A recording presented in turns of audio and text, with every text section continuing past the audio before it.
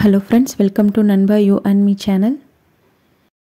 இன்றைக்கி நம்ம வீட்டில் ஆசையாக வளர்த்தக்கூடிய செடிகளை எப்படியெல்லாம் பராமரிக்கிறது அப்படிங்கிறத பற்றி தான் பார்க்க போகிறோம். நம்ம பூச்செடிகளை வளர்த்துறது ரொம்ப பிடிச்சாலும் நம்ம அதுக்கு சரியான ஒரு எளிமையான ஒரு பராமரிப்பு கூட நம்ம கொடுக்க மறந்துடுறோம். அதே மாதிரி நம்ம என்ன தான் பார்த்து வளர்த்தாலும் சில செடிகள் நமக்கு பூக்கள் பூக்கிறதில்ல.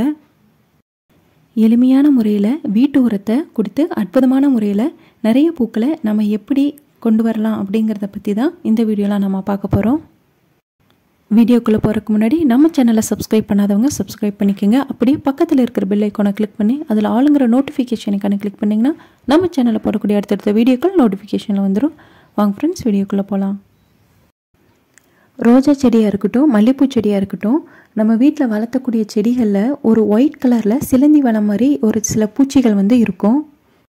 அந்த பூச்சியிலேருந்து செடிகளை பாதுகாக்கணும் அப்படின்னா வேப்ப எண்ணெயை தண்ணியில் கலந்து நல்லா ஸ்ப்ரே பண்ணி விடலாம்.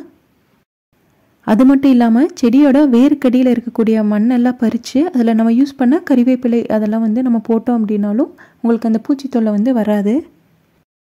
அதுக்கப்புறமா மல்லிகைப்பூ செடியாக இருக்கட்டும், ரோஜா செடியாக இருக்கட்டும், அதில் நிறைய மொட்டுக்கள் வைக்கணும் அப்படின்னா நம்ம வீட்டில் சாதாரணமாக நம்ம சாப்பிடக்கூடிய வாழைப்பழத்தோல், வெங்காயத்தோல் அதெல்லாம் தண்ணியில் ஊற வச்சு ஒரு நாள் ஃபுல்லாக ஊறணும்.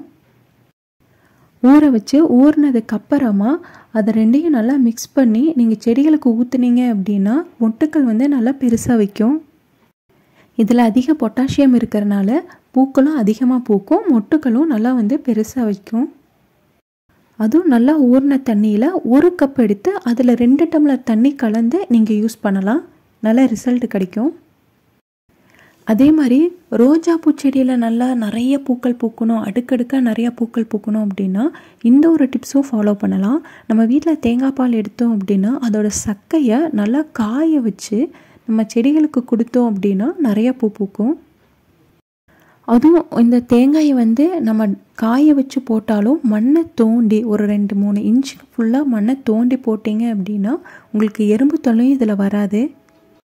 அதுக்கப்புறமா ரோஜா செடியில் வாரத்தில் ஒரு தடவைனாவது அந்த காஞ்சு போன இலைகள், பழுத்த இலைகளை நம்ம பிடிங்கிடணும். அந்த மாதிரி அகற்றிட்டோம் அப்படின்னா உங்களுக்கு புதிய இலைகள் வரும்போது அதில் அதிகமான மொட்டுக்கள் வைக்கிறதுக்கு உங்களுக்கு வாய்ப்பு இருக்குது. நம்ம காலையில் எழுந்திரிச்சு டீ குடிக்கிறோம். அந்த டீயை வடிகட்டி அதில் வர டீ தூளை சர்க்கரை சேர்த்தோம் அப்படின்னா அதில் போடக்கூடாது. செடிகளுக்கு சர்க்கரை சேர்க்காமல் அந்த டீ தூளை நம்ம செடிகளுக்கு யூஸ் பண்ணலாம். அப்படி டீ தூள் நம்ம அதிகமாக யூஸ் பண்ணும்போது அந்த ரோஜா பூ செடியோட கலர்கள் நல்லா அடர் கலர்களாக கொடுக்கும், டார்க்காக கொடுக்கும். அந்த செடிகளை பார்க்குறதுக்கும் நல்லாயிருக்கும். கண்டிப்பாக நான் சொன்ன டிப்ஸை ஃபாலோ பண்ணுங்கள். நிறைய பூக்கள் பூக்கும், நல்லா கலராகவும் இருக்கும். ஒவ்வொரு ரோஜா செடியோட கலரும் நல்லா டார்க்காக தெரியும். அதுக்கப்புறமா நம்ம யூஸ் பண்ணுற காய்கறி கழிவுகள், அந்த கேரட்டில் தோல் சீவுவோம், முள்ளங்கியில் தோல் சீவுவோம், இந்த உருளைக்கிழங்கில் தோல் சீவுறது, அது எல்லாமே நல்லா காய வச்சு பவுட்ரு பண்ணி கூட நீங்கள் ஒவ்வொரு செடிகளுக்கும் நீங்கள் யூஸ் பண்ணலாம். கண்டிப்பாக நான் சொன்ன டிப்ஸ் எல்லாம் ஃபாலோ பண்ணி பாருங்கள். கண்டிப்பாக பெஸ்ட்டு ரிசல்ட் இருக்கும். இந்த வீடியோ உங்களுக்கு பிடிச்சிருக்கோம் நான் நம்புகிறேன். இந்த வீடியோ உங்களுக்கு பிடிச்சிருந்தா ட்ரை பண்ணி பாருங்கள். லைக் பண்ணுங்கள், ஷேர் பண்ணுங்கள், கமெண்ட் பண்ணுங்கள். கண்டிப்பாக மறக்காமல் நண்பா யூ அண்ட் மீ சேனலுக்கு சப்ஸ்கிரைப் பண்ணுங்கள். தேங்க்யூ.